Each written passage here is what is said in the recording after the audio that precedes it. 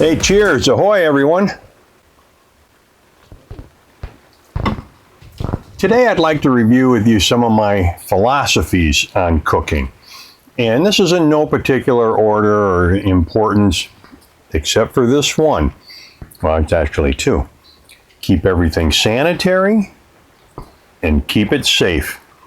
You know, don't have pan handles hanging out over the stove where you can knock them off. Keep your knives sharp. Keep food refrigerated. Don't mix cut things on a board. You know, don't take a piece of poultry, cut it up on the cutting board, then take vegetables and cut them on the same board without sanitizing the board first. Well, that's one of the main things. Other than that, I think the next thing is recipes are a guideline. Now, if you're a person who really likes to follow the recipe to the letter and you need that structure, that's fine. But this probably isn't the channel for you then, because I make stuff up as I go along at times.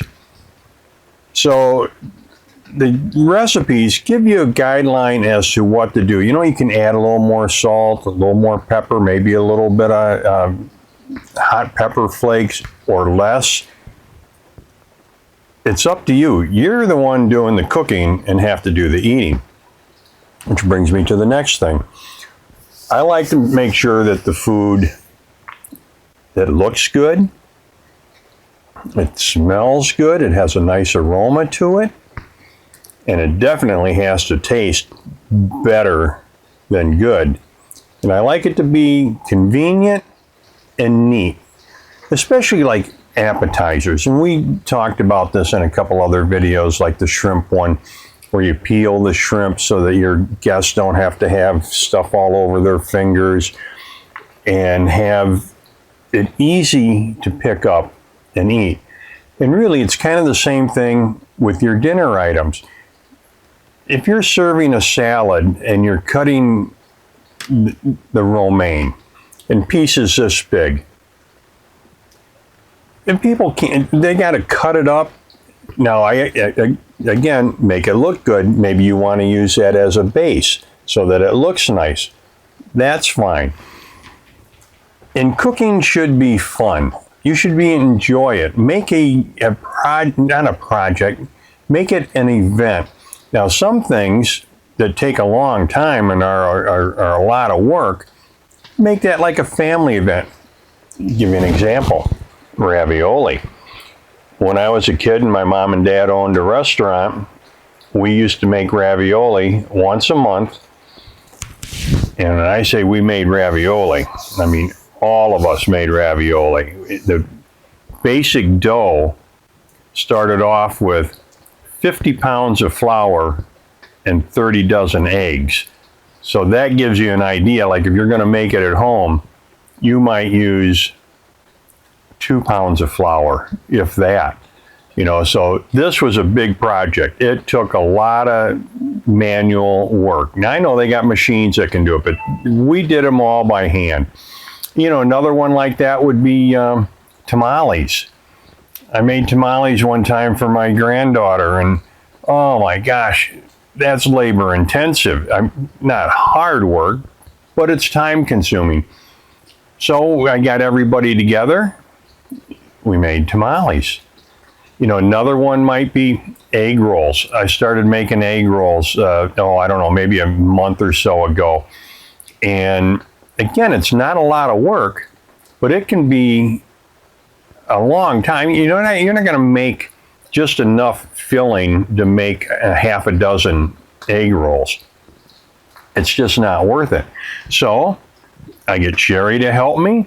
We get a glass of wine. We make egg rolls. It's an event. It's not a task. Same with grilling outside. You know, I go out and grill. She does something on the inside. We make it fun. And that's what I'd like you guys to do. Make it fun. Another thing is I try to plan ahead for a week or 2 weeks ahead. So I'm using similar ingredients or the same ingredients in several different dishes. Onions, green peppers, mushrooms, those are pretty much the three things that I really like to use a lot of. So I might dice up 2 or 3 onions at the beginning of the week and a couple of green peppers, keep them in a container. Now you can't do that too far ahead of time, especially the green peppers, maybe a week ahead. You know, they'll start getting a little soggy at that time. Mushrooms, I like to slice them up fresh. But think about what you can use in multiple dishes. Even like if I'm going to make a sauce or a gravy, I'll make enough broth that I can make the different gravies from it. Chicken broth is an example of, I'll make a gallon of chicken broth and use it in 4 or 5 different dishes. You know, I'll use it to cook rice in, I'll poach some chicken, or I don't know, it's so many different uses out of one item. The other thing I like to do is PC. No, not your computer. Yeah, you got to have the computer nowadays. Portion control. So that when I'm making a meal, I kind of have an idea of how much of a product I'm going to need. So we go grocery shopping, we'll buy, you know, a package of chicken breasts, a package of chicken thighs, a pork roast. Then when I get home, I get the little food scale out, I weigh it, I portion it out, 8 ounces, 9 ounces, depending on what it is, maybe even 10 ounces of some items per person.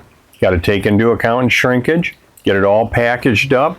That way, when it's time to cook that meal, I just need to pull that particular item out of the freezer, or if I know we're going to be using it pretty soon, I don't freeze it ahead of time. I know that I'm going to use it in a couple of days, so I just keep it in the refrigerator. And try to use fresh as much as possible. You know, like vegetables, herbs. Now I know meats, well, they're not going to be fresh, but keep an eye out for the sales. Look for what's available, portion it out, get ahead of the game a little bit on that. Another thing I try to do is utilize a base recipe. Like the other day, I made a beef and potato dish, and I just made it with mushroom gravy, and it was really good. But you could take that same dish, add some Italian seasoning to it, or Mexican spices. You can mix it up a little bit. It's the same basic ingredients with a couple of minor differences. Like for the Mexican, I might use some tortilla shells, or the Italian, I'll use a pasta instead of the potatoes. So there's a lot of different things you can use out of a base recipe. Bechamel sauce, a white sauce. You can take that and make a lot of different things from it. Alfredo, cream of mushroom, cream of broccoli, she crab soup. The list just goes on and on out of one base recipe. And another one of my philosophies and things I try to do is, I call it keep the flavor. An example would be back when we did the shrimp dish.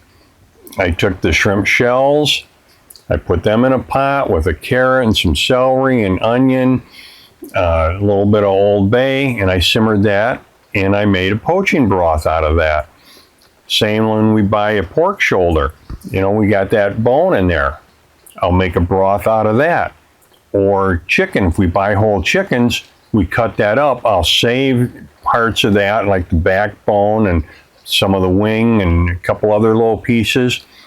I'll put those in a freezer bag until we have enough that I can make a nice chicken broth with. It's flavorful. It's easy to use. It's healthier because, you know, these beef cubes and chicken cubes, they're loaded with sodium. I don't use but a touch of salt in any of these broths that I use. So that's another thing, save the flavor. let's say I'm sauteing something in the skillet to put into the slow cooker. Beef, for example, I might brown that first. Well, I don't just take the skillet, walk over to the stove or the sink and wash it. I'll put a little bit of broth in it or a little bit of water in it, and that'll bubble up, and you'll see all that flavor come up, and the water will be a nice dark color from the saute. Put that into the slow cooker, adding flavor. Save the flavor. Well, those are just a few of my ideas on cooking. I know there's a lot more I could probably talk about. I could go on and on probably for hours on this, but I won't keep you that long. Until next time, bon appetit.